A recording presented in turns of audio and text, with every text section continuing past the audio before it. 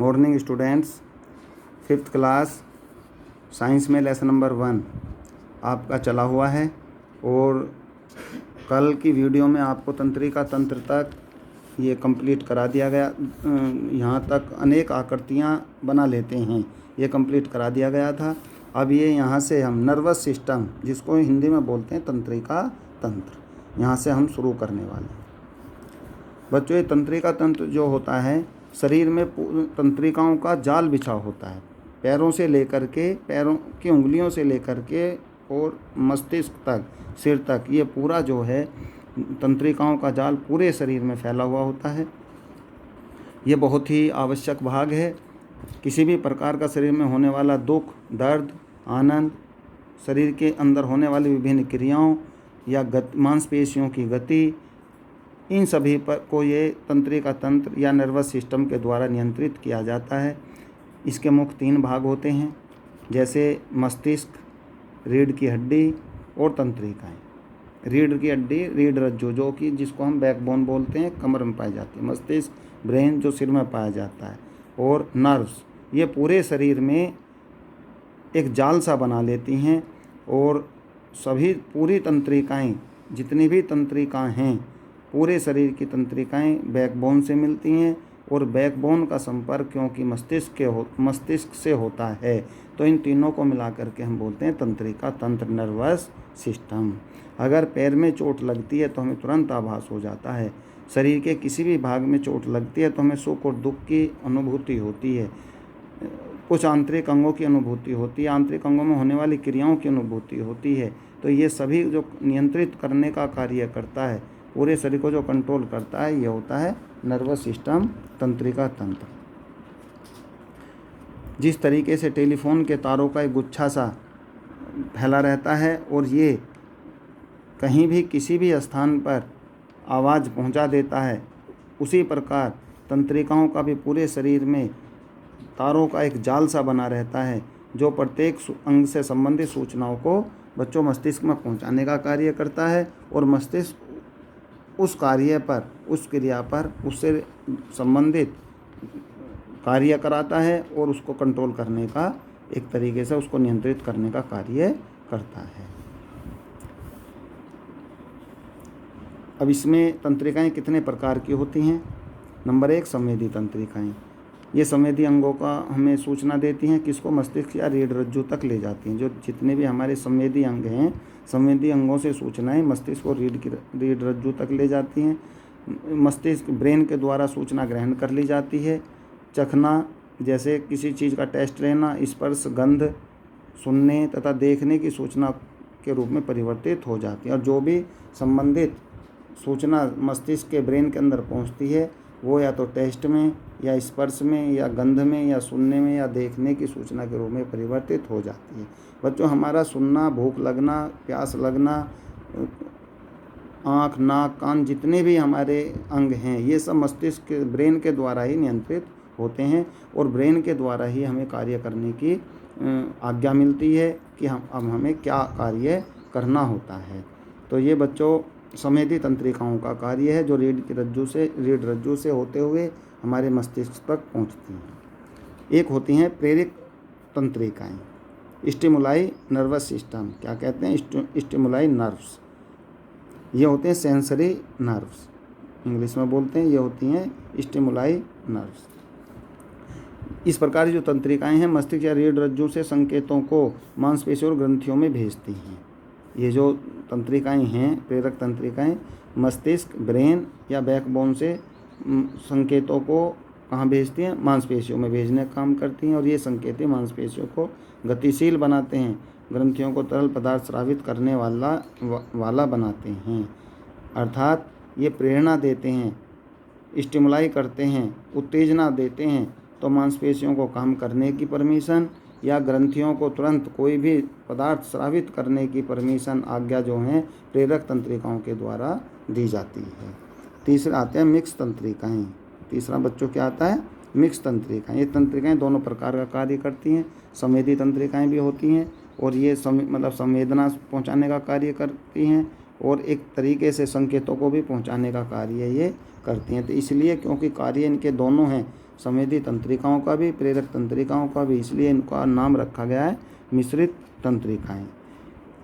ये अपना कार्य अपने आप करती रहती हैं, स्वचालित रूप से ही लगातार सब कार्यों और गतियों पर नियंत्रण रखती हैं और अपने द्वारा जो किए गए कार्य होते हैं उन पर सभी पर नियंत्रण रखने का भी कार्य करती हैं और इन क्रिया को हम प्रतिवर्ती क्रिया कहते हैं।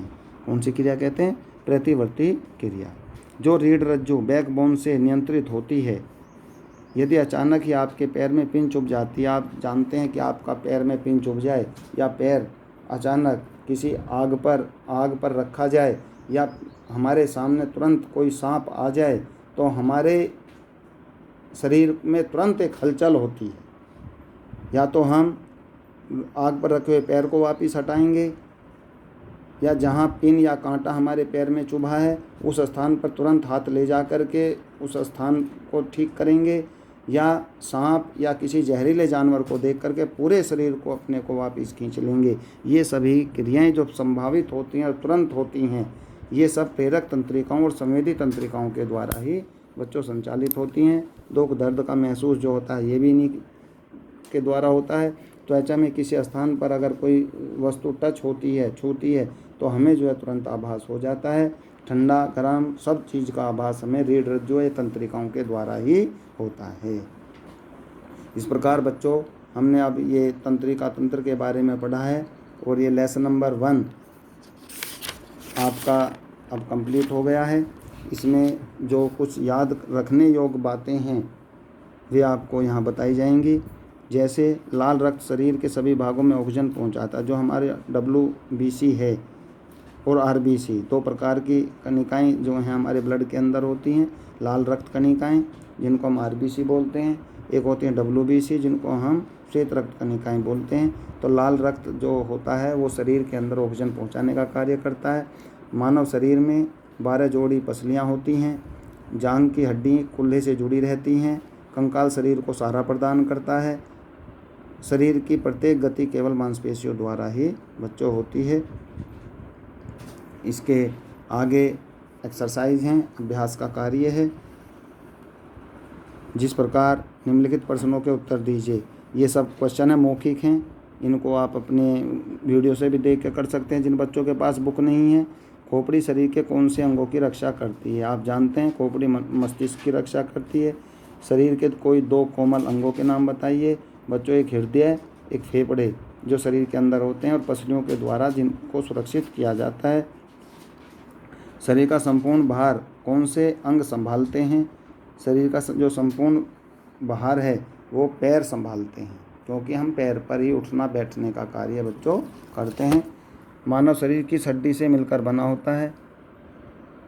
मानव शरीर किन हड्डियों से मिलकर बना होता है? ये 206 हड्डियों से मिलकर के मानव का शरीर बना होता है। संधि किसे कहते हैं? हमारे जो हड्डियां हैं, जो कंकाल तंत्र है उसके में जो कुछ कुछ संधियां पाई जाती हैं, जोड़ पाए जाते हैं, जिसे हम कोहनी का जोड़ कहते हैं। हाथ पैरों की उंगलियों में जोड़ होता है, हमारे कूल्हे में जोड़ होता है, घुटनों में जोड़ होता है। तो इनको हम संधि कहते हैं या जोड़ कहते हैं। इससे आगे हैं बच्चों लिखित क्वेश्चन, बहुविकल्पीय क्वेश्चन। इसमें सभी बहुविकल्पीय क्वेश्चन हैं, ब्रैकेट बने हुए हैं। इस ब्रैकेट में आपको जो भी आपको सही लगता है उसको आप इसमें भर देंगे। कोई भी क्वेश्चन है, 5 क्वेश्चन इसमें दिए गए हैं बच्चों। 5 क्वेश्चन आपको खुद भरने होंगे। एक बार वीडियो से भी आप देख सकते हैं। उदाहरण के लिए मैं आपको एक बता देता हूँ। खोपड़ी में हड्डियाँ होती हैं, इसमें ऑप्शन दे रखे हैं 28, 20, 29, 26। वीडियो में जब आप देखेंगे तो आपको पता चलेगा कि खोपड़ी में जो है 29 बोन्स होती हैं, 29 हड्डियाँ होती हैं। इस प्रकार से हमें जो है ये सभी अपने आप भरने होंगे। मानव शरीर में पसलियाँ होती हैं तो आप देखेंगे 15 जोड़ी, 12 जोड़ी, 20 जोड़ी, 10 जोड़ी। तो इसमें जो है 12 जोड़ी पसलियाँ होती हैं। मानव शरीर में कुल हड्डियाँ होती हैं कितनी? अभी आपने पढ़ा है 206, 208, 200, 300। 206 पर आप सही का चिन्ह लगा देंगे, राइट का चिन्ह लगाएंगे। 206 होती हैं। हमारे शरीर में चल संधियों के प्रकार कितने होते हैं? अभी आपने पढ़ा है, एक तो चल संधि होती है, एक संधियों के प्रकार होते हैं। इसमें आप जो हैं बताएंगे कि ये इसमें कौन सा जो है सही है। ठीक है बच्चों, 3, 7, 9, 4, तो इसमें 4 प्रकार की संधियाँ पाई जाती हैं।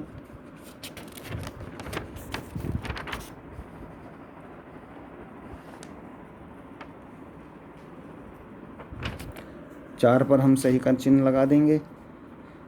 फिसलना कहलाता है नियंत्रण, विसर्पण, द्विविषय पेशी तंत्र। विसर्पण ये फिसलना कहलाता है, तो विसर्पण पर हम सही का चिन्ह लगाएंगे। निम्नलिखित प्रश्नों के उत्तर दीजिए। मानव शरीर किसकी भांति कार्य करता है? मानव शरीर एक मशीन की भांति कार्य करता है। इस पर आप जो है क्वेश्चन नंबर 3 पर जितने भी क्वेश्चन हैं सभी आपको करने होंगे। एक मैंने आपको बता दिया, मानव शरीर में कितनी पसलियाँ होती हैं, 12 जोड़ी पसलियाँ होती हैं, ये सब आपको करना होगा। कब्जा संधि किसकी तरह कार्य करता है? लास्ट क्वेश्चन है। कब्जा संधि बच्चों जो आपने गेट देखे हैं लगे हुए, अपने घर पर भी आप देख सकते हैं, तो दरवाजे पर जो कब्जे लगे होते हैं, तो कब्जा संधि एक तरफ को ही खुलता है। कब्जा, क्योंकि गेट हमारा एक तरफ खुलता है, इसलिए कुछ जोड़ संधियों, कुछ हड्डियों के जोड़ ऐसे होते हैं जो एक तरफ को ही खुलते हैं, तो ये कब्जा संधि हैं, कब्जे की तरह कार्य करती हैं। रिक्त स्थानों की पूर्ति करें। बच्चों ये रिक्त स्थान है, फिसलना ही विसर्पण कहलाता है। यहाँ क्वेश्चन, उसमें क्वेश्चन नंबर 4 में ये फिसलना से पहले से लेकर के मानव शरीर में कुल 206 हड्डियाँ होती हैं। ये 2 एग्जाम्पल के लिए मैंने बच्चों आपको बता दिया है। फिसलना ही विसर्पण कहलाता है और मानव शरीर में कुल 206 हड्डियाँ होती हैं। बाकी सभी आपको क्वेश्चन करने होंगे, भरने होंगे। बुक अगर आपके पास नहीं है तो बुक आप स्कूल से ले सकते हैं बच्चों, और अपनी पढ़ाई को आगे बढ़ा सकते हैं। ये सब आपका मैचिंग है। क्वेश्चन नंबर 5 में सुमेल कीजिए। सुमेल का मतलब होता है मैचिंग। स्वाद ग्रहण करने वाली, तो स्वाद ग्रहण करने वाली क्या होती हैं? स्वाद कलिकाएँ, जो कि जीभ के अंदर पाई जाती हैं।